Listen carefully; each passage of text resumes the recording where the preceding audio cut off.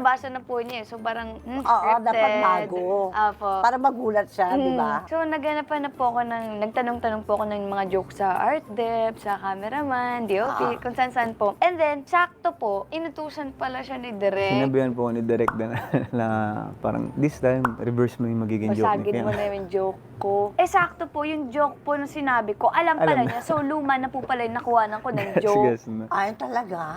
So, Ang parang baduy mo, nakakainis. tawang-tawa talaga kami. Anong pagkakapareho ninyo sa mga characters ninyo? Ako po, ang pagkakapareho po namin ay yung pagiging feisty po ni Janine. Matapang po kasi ako eh. And then, yung pagiging masayahin ni Janine, pagiging makulit. Yun po siguro yung mga pagkakaparehas po namin. Siguro yung... Anong term doon? Ko, yung pala naman. Wala pa po, wala pa. Okay. Mali ako. Tuloy mo, anak. Sa mga may pagka-overthinker, ganun. Si RR at ako, ang pinakang-same namin na traits is kumakapit siya sa doubt. Lagi siyang kumakapit sa doubt na yun yung nagiging rason kung bakit bumababa yung confidence niya. Bakit nagkakaroon siya Marami ng siyang tanong sa insecurity? sarili Ikaw niya, po? insecurities niya. Yun po yung pagkakapares namin. Galing. Okay lang yan.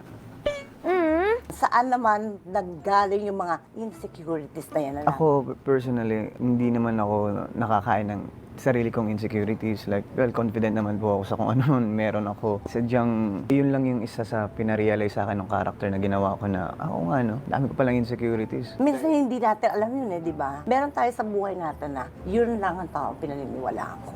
Na kahit anong mangyari, sasabihin niya sa akin yung totoo. Ah, Tama? Ganon, di ba? Oo. Apo. Huling-huli ko ba kayo? Hindi, natutuwa ako sa inyo. Bakit nga ba naging matapang ka, anak? Maaga po kasi ako namulat sa realidad eh. Opo. Oo, Sa, naintindihan ko yun.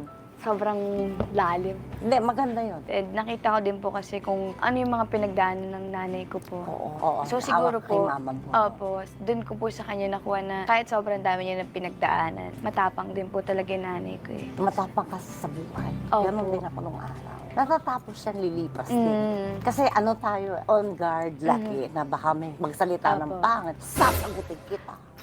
Hindi ba? Huwag kang ganon dahil huwag ako. Parang ganon. Di ba? Pero, dumating na ba sa point na pinagsisihan niyo yung pagiging matigas? May times po pag sumobra na. Oo. At saka, ikaw lang ang makakaalam mo. Opo. Walang pwede magsalita sa'yo. Kasi, ako ba ikaw? Nandun ka? Ganon. Nakita mo? Oo. Siguro po may times na pag feeling ko sumobra na ako, Oo. doon ko po na-feel na parang napapaisip ako ng content na parang sumobra na talaga. Pero hindi ko naman po siya pinagsisisihan na yung pagiging matapang ko. Hindi.